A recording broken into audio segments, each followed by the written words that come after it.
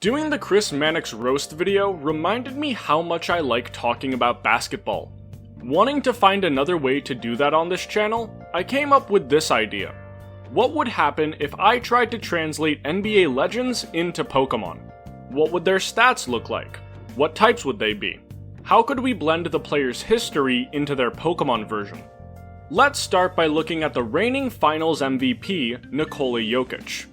Just a few weeks ago, Nikola Jokic led the Denver Nuggets to their first NBA Finals and came out of it a champion. Over the past 5 years, Jokic has surpassed all expectations and become one of the NBA's best players, with an unselfish style of play that combines elite scoring from all spots on the floor with a passing acumen that has to be seen to be believed. Drafted in the second round with the 42nd overall pick during a Taco Bell commercial in 2014, Jokic has formed an offensive chemistry with teammate Jamal Murray that puts even the smartest coaches and players at a loss for how to stop them. He's my favorite player, and if you watch him, he'll quickly become yours too. For his type, I'm going with Normal Ghost, the typing I gave to a potential Mega Snorlax in the first video essay I ever made. You can watch it in the card above. It's rough, but the idea actually fits Jokic pretty well. His looks are plain and unassuming, but his play is otherworldly. And while it doesn't look like it, this type combo is surprisingly good defensively, just like Jokic. It's not going to wall anything, but you'll have trouble finding a clear point of weakness, even if it seems like there should be one.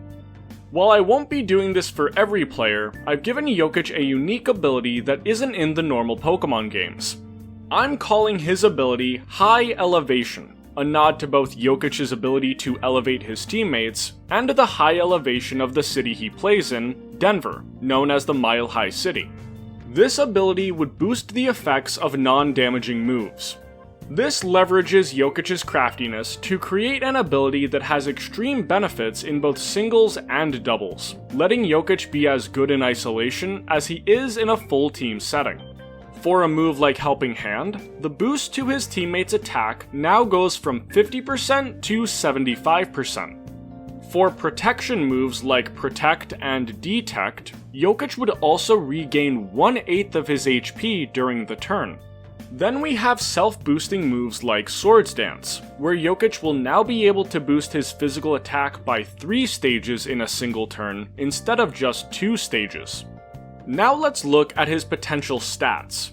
140 HP, 140 physical attack, 115 physical defense, 140 special attack, 110 special defense, and 80 speed, for a base stat total of 725, surpassed by only 6 actual Pokemon. Jokic comparisons usually go something like this.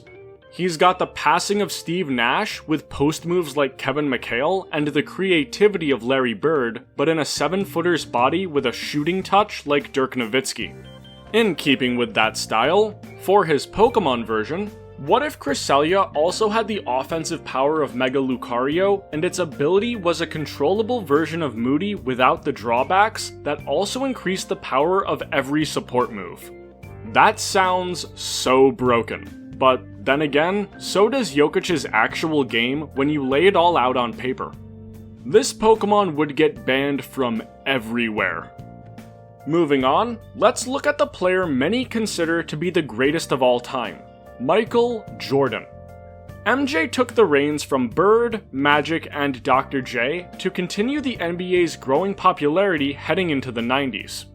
With his brilliance and Commissioner David Stern's relentless marketing, the NBA became the first American sports league to attain true global popularity.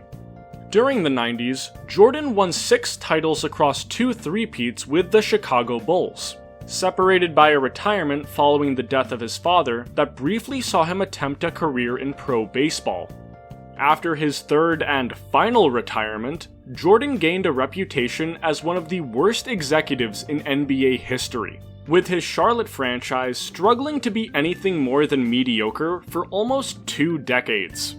I won't be taking that into consideration when constructing his Pokemon version, But it is interesting how one of the greatest players ever has proven to be so terrible at another aspect of basketball. MJ's type would be fire and fighting. It's a bit weaker defensively than Jordan was as a player, arguably the greatest defensive guard in NBA history, but it does a great job emulating his overwhelming offense. Fire and fighting is a type combination that can quickly make opponents question who they can bring out next to stop the bleeding. Jordan, like Jokic, gets a custom ability. Hyper Focus would have him ignoring any drawbacks that come from any Pokemon's moves or abilities, including his own. For a fire and fighting type, this ability is a godsend, letting him spam overheat and close combat without the stat reductions that usually come from those moves.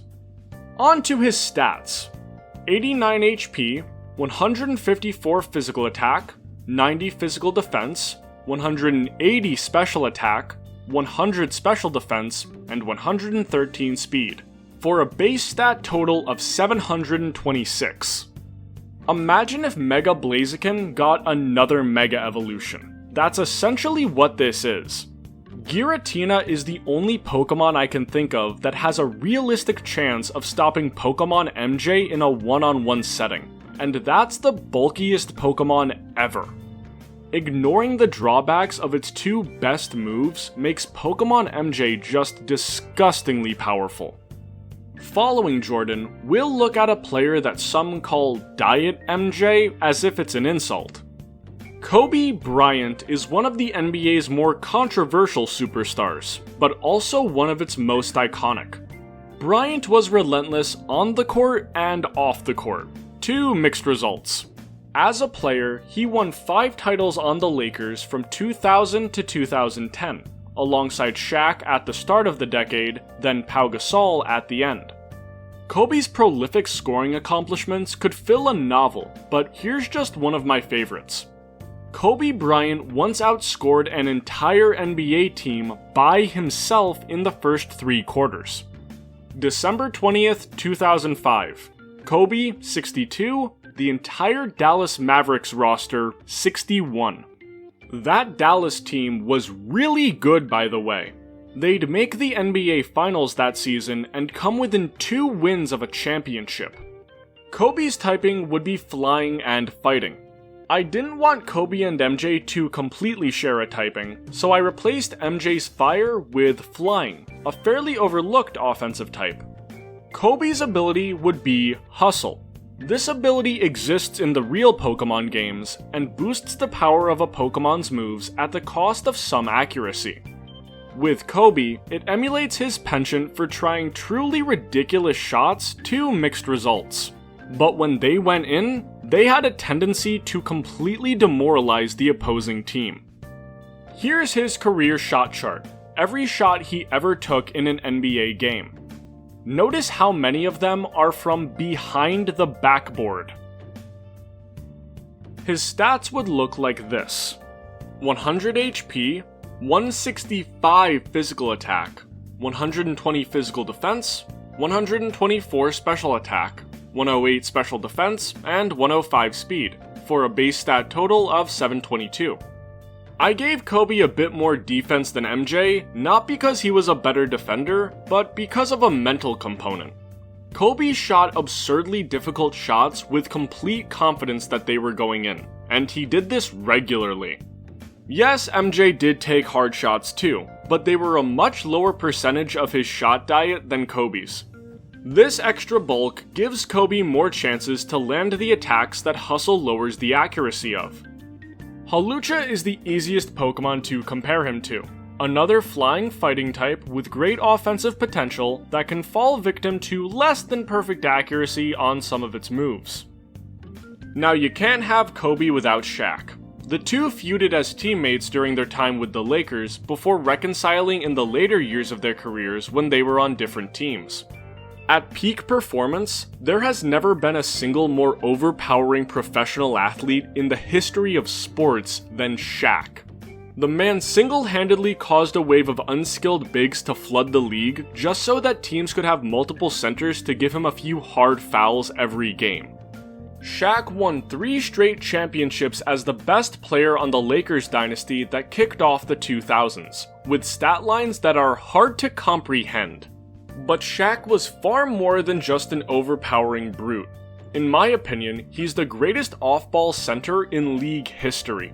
He was the master of carving out a few extra inches down low to make his shots in the paint easier, and he was also a very underrated passer. His type would be Rock and Dragon. When I think slow offensive Pokemon, I think Rock types, and I think Dragon types when it comes to outright domination. That's a pretty good description of peak Shaq. Playing into that dominance, Shaq would have a custom ability called On a Roll, which would give him a 1-stage speed boost anytime he takes 70% of an opponent's health in a single turn. That's going to be pretty easy to activate once you see his stats. 140 HP, 200 physical attack, 131 physical defense, 40 special attack, 85 special defense, and 60 speed. This gives him a base stat total of 656, right below all of the box art legendaries. Shaq's stats may seem odd given how I described him, but for as good as he had some key weaknesses as a player. He notoriously struggled guarding the pick and roll, especially against big men who had a jump shot, and he didn't have any kind of outside shot of his own, nor was he consistent from the free throw line. But at the same time, his 200 physical attack stat would be the highest of any Pokemon ever, because Shaq made even the biggest defenders look small. Shaq would play like Aggron and Rhyperior, but with the ability to boost his speed without an item. This would be the Pokemon you closed games with, the one that would come in after the table's been set and tear through the opponent without recourse.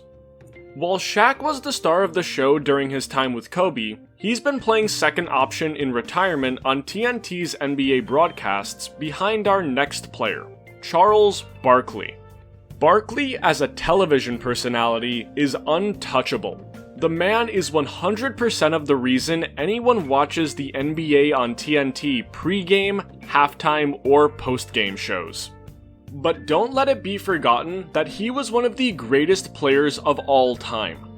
Barkley's ability to back people down with his fat ass caused the NBA to institute a rule saying that players with the ball below the free throw line could only have their backs to the basket for 5 seconds. Charles Barkley's rear end forced a massive NBA rule change.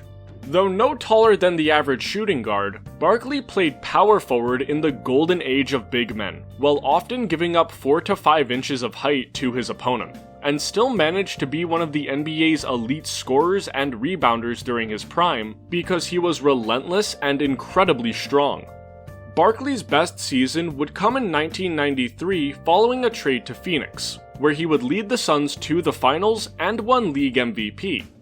This MVP would feel like retribution for Charles, who had the most first place votes in 1990 but lost the award to Magic Johnson by 22 points due to the second and third place votes not going in his favor. His type would be fire and ground, because when I tried to picture Charles Barkley as a Pokemon, Camerupt came to mind. Given that he did once kiss a donkey's ass on live TV, I guess it's fitting. With Barkley being known as the round mound of rebound, I thought an ability of the same name would be fun. Anytime Barkley misses an attack, his next attack will do double damage. This is the Pokemon equivalent of an offensive rebound, regaining the advantage after something goes wrong, in that case being a missed shot. Now on to his stats. 125 HP, 176 physical attack, 115 physical defense, 105 special attack, 107 special defense, and 89 speed, for a base stat total of 722, tied with Kobe. The Camerupt comparison was right, though with a lot more speed, since young Barkley in Philadelphia was a menace in transition. Undersized but overpowering, Barkley's elite rebounding prowess wasn't the first time the NBA had seen a guard-sized player dominate on the glass against the league's true giants. Such a player entered the NBA 16 years before him. The core piece of the only successful period of pro basketball in Washington, D.C.'s history, Wes Unseld is an overlooked bright spot in the NBA's darkest decade, the 70s. This is largely due to him not being a big scorer. Unseld was a connective piece, famed for his full-court outlet passes that led to easy baskets for his teammates. In his rookie season, with him as the only significant addition, the Bullets went from a pathetic 36 wins to a league-best 57 wins. This earned Unseld both Rookie of the Year and MVP honors, back when MVP was voted on by the players. He was only the second rookie to win MVP, following Wilt Chamberlain, and no rookie has done it since. The Bullets would make 4 finals throughout the 70s, including a championship victory in 1978, where Unseld was given the finals MVP as a sort of lifetime achievement award for the stability he'd brought to the team throughout the decade. His typing would be simple but effective. Steal. It's not flashy, but it's going to get the job done well. I'm giving Wes an ability that already exists in the Pokemon games. Fur Coat. Furfro's signature ability. I think it fits well on a tank like Wes, who was notoriously difficult to push out of position on defense and was extremely rugged. He earned the nickname The Wall for how painful it was to run into one of his screens. A quick look at his stats: 165 HP, 85 physical attack, 156 physical defense, 70 special attack, 145 special defense, and 50 speed, for a base stat total of 671. Unseld would be a pivot that makes life easier for his teammates, especially if he had a signature move that emulated his outlet passes. This could be a variation of Baton Pass that lets the incoming Pokemon attack on the same turn they switch in. Comparable Pokemon would be Ferrothorn and Garganacl. Unseld was consistent but far from flashy, and our final player is the poster boy for that description. The superstar that led the most consistent team in NBA history, Tim Duncan won 5 titles across his 19-year career at the head of the San Antonio Spurs dynasty, from when he was drafted in 1997 to when he retired in 2016. In this time, the Spurs never won less than 50 games, except in the 1999 lockout season that only had 50 games. Duncan retired as arguably the greatest defender in league history, and his offensive game is incredibly underrated because it's also incredibly boring. In my opinion, Tim Duncan is the greatest NBA player of all time. To go along with his immense talents, no player in NBA history made winning as easy as Duncan did from the perspective of team construction. No teammate drama, no feuding with the coaches, and he was extremely willing to adapt his role to whatever made winning easier, whether it asked him to do more or less. Water and ground seems like the perfect type combination for Tim Duncan.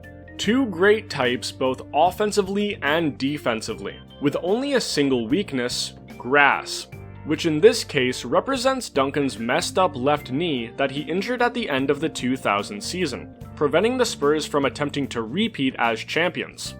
His ability would be Regenerator, but with a twist. Following underwhelming playoff runs in 2009, 10, and 11, Duncan changed his workout routines and lost weight to ease the pressure on his knees, giving him a new burst of energy in the 2012 through 15 seasons. This also helped him keep up with the increasingly fast pace of play. So every time Duncan regenerates health upon switching out, he would gain a speed boost the next time he switches in. His stats would look like this: 150 HP, 145 physical attack, 130 physical defense, 110 special attack, 130 special defense, and 64 speed, for a base stat total of 729. Duncan would be comparable to bulky offensive tanks like Conkeldurr, Metagross, and Mega Swampert, but with a deeper pool of support moves.